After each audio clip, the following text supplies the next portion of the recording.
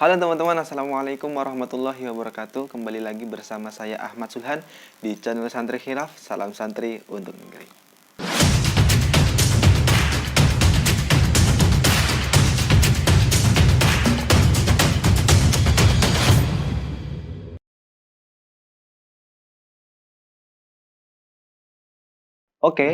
Seperti yang sudah saya katakan di video yang ini ya, atau video cuplikannya ini.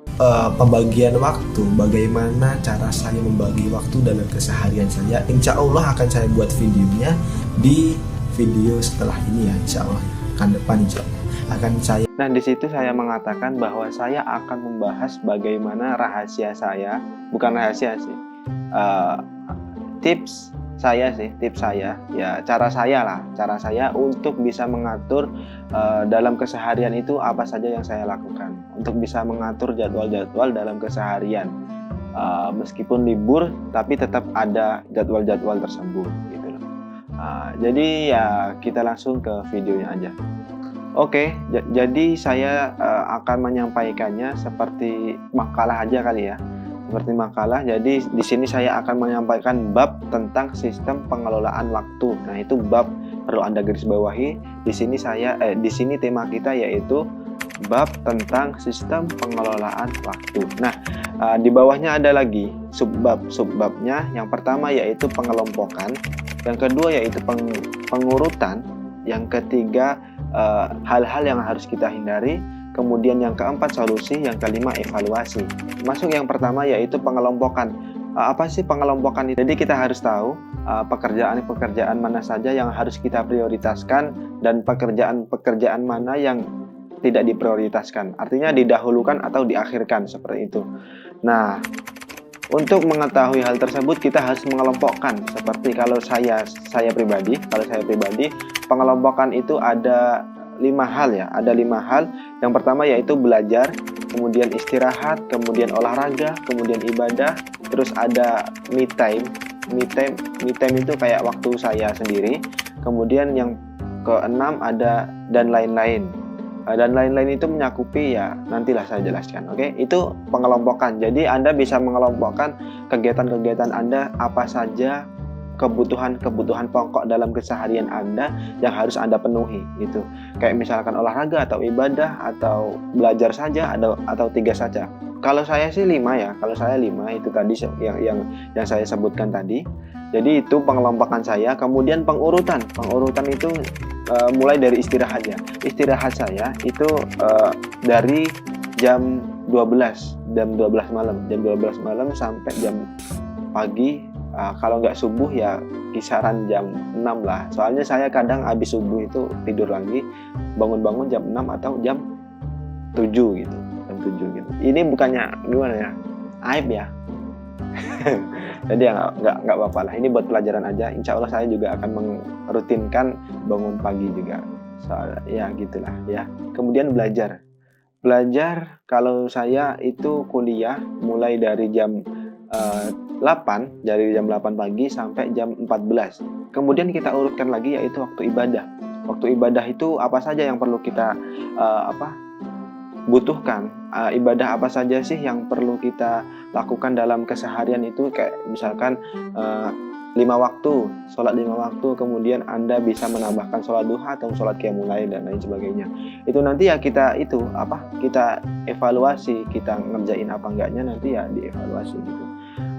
Itu ada waktu ibadah. Kalau saya ya waktu ibadah nanti kalau pas waktu belajar nanti kan biasanya kalau di kampus saya itu antar mapel itu ada kisaran 15 menit atau 30 menit waktu untuk istirahat. Nah, itu bisa kita gunakan kayak misalkan mau sholat duha bisa, mau sholat duhur juga bisa. Nah, seperti itu. Itu adalah sela-sela untuk kita beribadah. Nah, kalau rutinitas saya dalam dalam kategori ibadah ini ya, itu saya ya selain sholat 5 waktu, itu saya ya kayak ngaji deres lah, istilahnya deres, mengaji itu dari habis maghrib sampai isya, ya sedapatnya lah, dari habis maghrib sampai isya. Kemudian dari habis subuh itu beberapa menit gitu saya gunakan untuk daras gitu. Jadi kalau kalian mau niru ya nggak apa-apa, semoga aja bisa bermanfaat dan konsisten melakukannya. Nah, kemudian lanjut lagi ke me time. Apa itu me time? Me time itu kayak waktu kita banget gitu lah, waktu kita banget. Jadi kita boleh ngapa-ngapain, ya maksudnya hal-hal yang kita butuhin gitu. Kalau saya sih me time-nya itu kayak misalkan nonton apa anime atau drama Korea dan lain sebagainya. Kemudian buka sosmed, bales chat dan lain sebagainya. Kemudian ada lagi tag video, edit video, kemudian ngerancang ini itu dan lain sebagainya. Itu kalau me time. Jadi yang emang pribadi kita banget gitu loh. Hal-hal yang pribadi sih itu sebenarnya. Itu me time, saya namakan itu me time.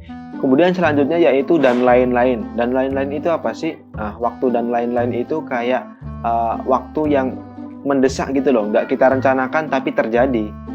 Kayak misalkan tiba-tiba kita ditelepon untuk buat ke kampus dan ngurus ini. Nah, itu kan menguras waktu kita yang telah kita rencanakan di awal. Nah, kayak kita nanti misalkan akan telat dalam olahraga dan lain sebagainya. Nah, itu ya waktu dan lain-lain. Itu namanya waktu dan lain-lain kalau saya namanya. Nah, ini ada yang ketinggalan satu yaitu olahraga. Yaitu saya biasanya olahraga pagi, kalau nggak pagi ya sore. Kalau pagi saya olahraga dari jam 7 sampai jam 8, ya mungkin lari-lari kecil, kemudian stretching pemanasan dan lain sebagainya. Kemudian kalau sore itu insya Allah saya 2 kali sehari rutinitas lari di keliling kampung sih, nggak jauh juga, keliling kampung sini aja. Nah, kemudian yang ketiga yaitu hal-hal yang harus kita hindari. Yang pertama yaitu kita harus menghindari multitasking. Apa itu multitasking? Multitasking itu kita mengerjakan 2 hal bersamaan. Seperti halnya kita misalkan belajar kuliah atau sekolah daring, tapi kita sambil nonton. Itu kan nggak fokus. Itu akan mengalihkan fokus kita sehingga kita tidak mendapatkan apa-apa. Nonton kita juga nggak fokus amat. Terus sekolah kita ya nggak dengerin soalnya kita itu nonton, kemudian ini jadi ya nggak dapat apa-apa gitu loh. Kita harus menfokuskan satu hal yang kita prioritaskan. Jadi jangan sampai me time ini tadi, me time itu kan kayak nonton gitu, itu mengalahkan prioritas kita yaitu belajar gitu. Kita sebagai mahasiswa ya harus memprioritaskan kuliah kita. Kemudian yang kedua yaitu jangan menunda-nunda pekerjaan. Jangan menunda-nunda PR misalkan, jangan menunda-nunda tugas dan lain sebagainya. Karena mengapa? Karena kalau kita suka menunda-nunda pekerjaan itu nanti akan berakibat di belakang gitu loh. Pekerjaan-pekerjaan yang sudah kita tetapkan itu akan tergeser dengan pekerjaan-pekerjaan yang kita tunda tersebut. Jadinya kita menumpuk pekerjaan dan ketika hari H banyak pekerjaan yang tidak terselesaikan. Kan jadi gitu ya. Itu pokoknya jangan menunda-nunda pekerjaan. Yang ketiga yaitu jangan berlarut-larut dalam kebiasaan. Maksudnya gimana? Berlarut-larut dalam kebiasaan. Kayak misalkan kita nonton nih malam pas me time kita yaitu habis Isya misalkan. Kalau me time saya itu ya habis Isya sampai jam 12 itu emang waktu-waktu saya pribadi. Jadi di situ saya bisa edit video, di situ saya bisa nonton, di situ bisa sosial media saya gunakan dan lain sebagainya. Nah, itu jangan sampai terlarut-larut dalam kebiasaan tersebut. Kayak misalkan kita nonton drama Korea ya. Udah kita tentuin kita jam 12 selesai nih.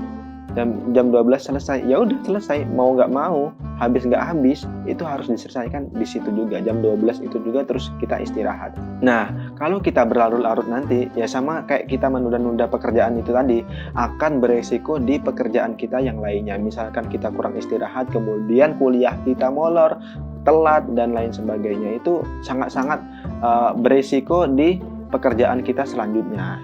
Itu tadi hal-hal yang harus kita hindari. Yang pertama yaitu hindari multitasking. Yang kedua, jangan menunda-nunda pekerjaan. Yang ketiga yaitu jangan berlarut-larut dalam kebiasaan. Nonton seperlunya saja.